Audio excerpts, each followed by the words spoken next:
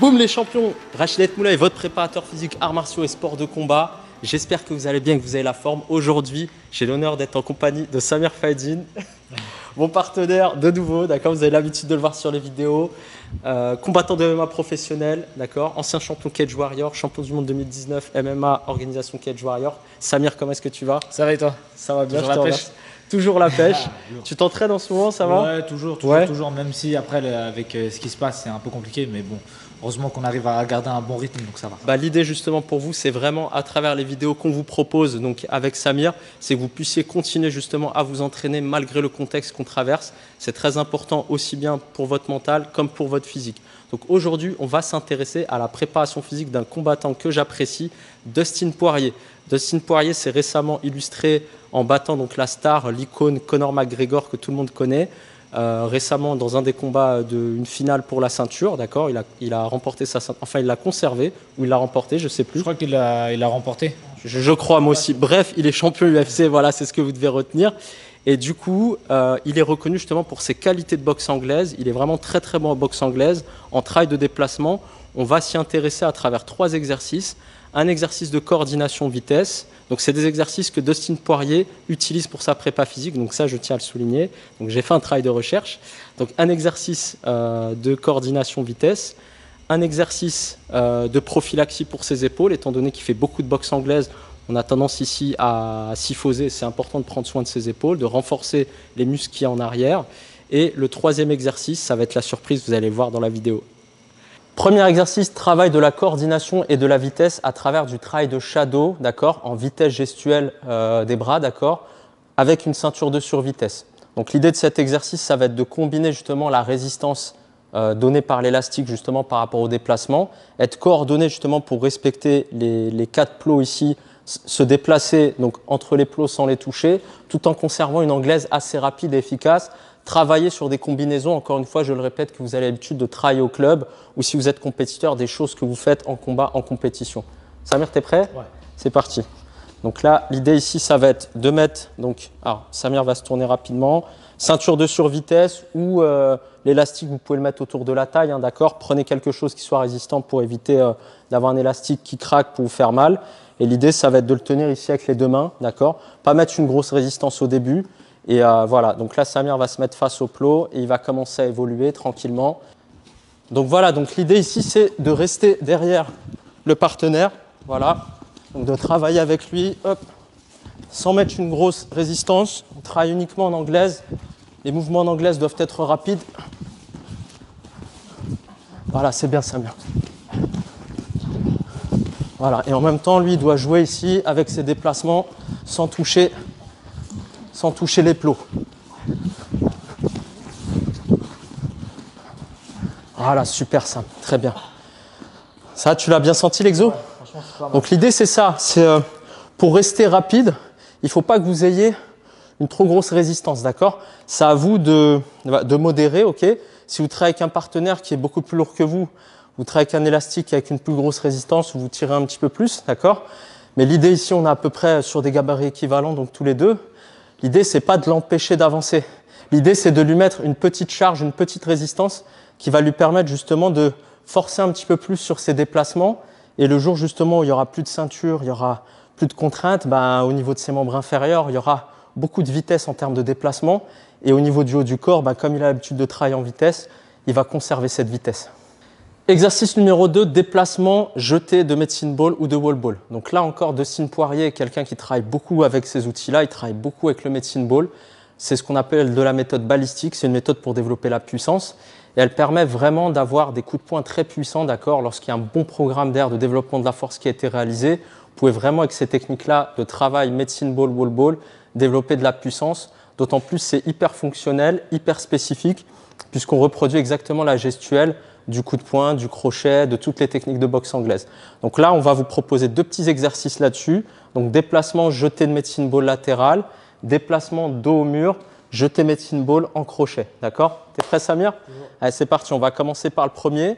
Donc vous allez saisir ici le medicine ball ou le wall ball, donc comme ceci, d'accord? L'idée, ça va être de faire un petit pas chassé et d'envoyer ici à la rotation, d'accord? Voilà.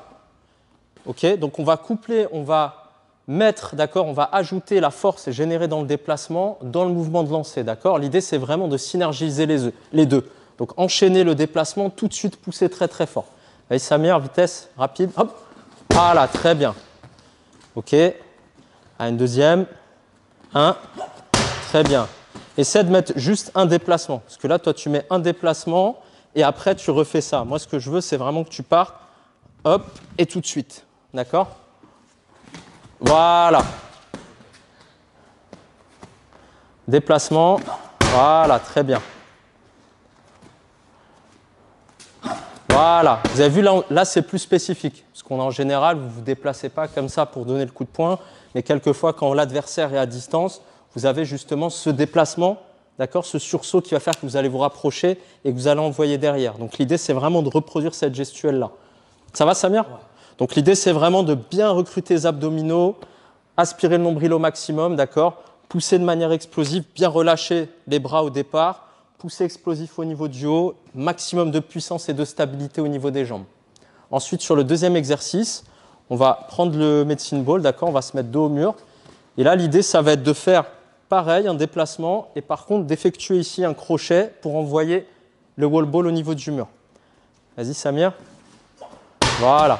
L'idée, voilà, là pareil, c'était décomposé. L'idée maintenant, ça va être vraiment de synergiser les deux, d'accord? Voilà. Sans perdre l'équilibre. Étant donné que vous tapez presque vers l'arrière, d'accord? L'idée, c'est vraiment de s'arrêter là et de pas de continuer au risque de perdre l'équilibre, ok? Voilà. Sans bouger le pied. Là, en fait, tu es là. Hop, tout de suite, crochet. Voilà, très bien. Encore un, explosif. Voilà, super. Très, très bien. Donc, pareil ici, engagement maximum des abdominaux, de la hanche, d'accord? Et avec ça, je pense que vous allez avoir vraiment des punchs explosifs. Exercice numéro 3 pour tous les pratiquants de boxe anglaise, ce qui est très, très important, c'est de travailler sur vos muscles antagonistes. Comme vous êtes beaucoup syphosé, vous avez beaucoup les épaules qui montent, etc. Il faut travailler les muscles de la ceinture scapulaire derrière, d'accord? Vous travaillez beaucoup devant, les pecs se rétrécissent. Il faut travailler derrière pour compenser cela et éviter d'avoir des blessures, de contracter des blessures au niveau des épaules. Pour ce faire, on va travailler ici à la sangle de suspension. On va travailler sur un mouvement qui s'appelle le Y-Fly, d'accord? L'idée, ça va être d'effectuer des ouvertures ici en Y. Et pour Samir, ici, on va rajouter une résistance, d'accord? Pour mettre un petit peu plus d'intensité dans le travail. Ok, Samir, tu es prêt? Ouais, toujours. Donc là, au niveau des exigences ici, donc on voit la planche active, comme vous avez vu sur mes anciennes vidéos. D'accord, planche active, qu'est-ce que c'est? Ça veut dire que je vais aspirer le nombril, contracter les abdos, contracter les fessiers et les cuisses. D'accord, faire comme si j'avais des citrons au niveau des aisselles ici. D'accord, bien les resserrer. Ok, faire ressortir la tête, chercher l'agrandissement. Et là, dans cette position, donc Samir va tendre un petit peu plus les bras. Moi, je vais mettre un peu de tension ici et il va venir ouvrir en Y. D'accord? Les mains passent légèrement au-dessus de la tête. Voilà. On essaie de se concentrer sur les muscles, d'accord, au niveau de ses épaules et au niveau du haut du dos. D'accord? On cherche à conserver les épaules basses. Très bien, Samir. Voilà. On descend doucement. On conserve la tension dans la sangle. Conserve l'agrandissement, les abdos engagés, les fessiers engagés. Voilà. Il y a beaucoup de choses auxquelles penser. Si c'est beaucoup, n'hésitez pas à mettre des pauses sur la vidéo et travailler toutes ces exigences de manière étagée, une à une, série par série. Et ça va vous permettre d'avoir un mouvement parfait à la fin. Voilà, descends doucement, voilà, très bien. Cet exercice est très très intéressant pour les boxeurs, d'accord, ceux qui pratiquent la boxe anglaise, dans le sens où, avec le travail de boxe anglaise, vous avez beaucoup les épaules qui s'enroulent vers l'avant, vous avez quelques muscles qui se rétrécissent, etc. Et à terme, vous risquez des blessures d'épaule. Okay. Là, l'avantage de cet exercice, ça va être qu'il va permettre de contrecarrer ces effets en travaillant sur les muscles qui se situent justement en arrière de la ceinture scapulaire. Donc, ce qui va vous permettre d'avoir des épaules plus en santé, aussi d'avoir plus de puissance, parce que lorsqu'on a un équilibre agoniste-antagoniste, c'est-à-dire les muscles qui sont d'un côté et de l'autre d'une articulation, on va pouvoir justement dégager plus de puissance, être plus à l'aise d'un point de vue gestuel, plus de mobilité, plus de vitesse et donc plus de performance. Les champions, j'espère que vous avez aimé cette vidéo. N'hésitez pas à liker, à partager, à vous abonner. C'est ce qui va me permettre de continuer à vous proposer du contenu de qualité qui va vous aider, notamment dans le cadre de cette période de Covid qui est assez compliquée pour tout le monde. Avoir un coach à la maison, un préparateur physique pour vous entraîner, c'est un peu ça le but. N'hésitez pas également à cliquer sur le lien ci-dessous pour télécharger votre programme pour 3 exercices pour des abdos de champion UFC. Samir, ça t'a plu? Ouais, franchement, c'était top. Ouais. Il faudra qu'on les remette aussi en place. Hein. Ça marche, avec plaisir. Donc voilà, donc n'hésitez pas à commenter également, à liker, à partager. Mettez en dessous dans les commentaires comment est-ce que vous avez ressenti les exercices. En attendant, je vous dis à très bientôt pour la prochaine vidéo. Samir, t'es prêt?